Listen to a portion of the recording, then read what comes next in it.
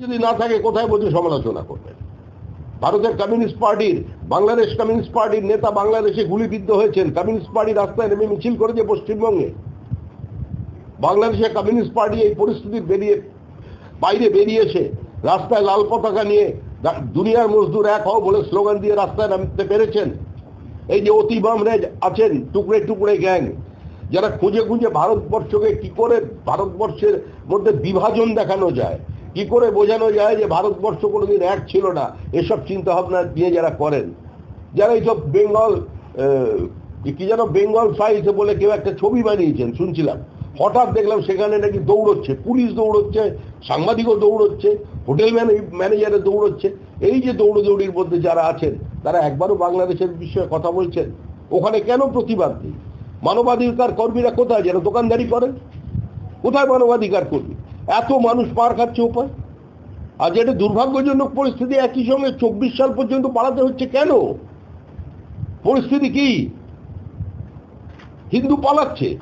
এবার পশ্চিমবঙ্গের হিন্দুরা চিন্তা করুন যে আগামী দিনে তারা কোথায় পালাবে। এদিকে তো বঙ্গোপসাগর, ওখানে আবার জগন্নাথ দেব বসে গেছেন, কোন দিকে পালাবেন? কোনো জায়গায় জায়গা নেই ভারতবর্ষে, সমস্ত এক্সস্টেড হয়ে গেছে, আর কোনো জায়গা নেই পালানোর জন্য।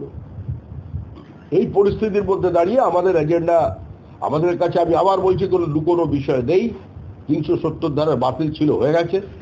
আপনার রাম মন্দির বানানোর ছিল, সরকারের কাজ রাম মন্দির বা মন্দির মসজিদ বানানো নয়, একটা জাতীয় ক্ষতচিহ্নকে মোছার বিষয় ছিল, আমাদের কমিটমেন্ট ছিল, করে দিয়েছে। আমাদের সিএ যেটা দীর্ঘদিনের দাবি, ওখান উদ্বাস্তু পরিবারের দাবি, তাদের আত্মমর্যাদার দাবি, তাদের প্রতিষ্ঠার দাবি, তাদের সঙ্গে যে বিশ্বাসঘাতকতা হয়েছে, প্রতারণা হয়েছে, তাকে শেষ করার দাবি, সেটা আমরা করেছি। এবং অন্তিমভাবে যেটা আজকের পরিস্থিতিতে দেখা যাচ্ছে, আজকের যে ঘোষণা, যে সিদ্ধান্ত, তার জন্য আবার প্রধানমন্ত্রীকে অভিনন্দন জানাচ্ছি।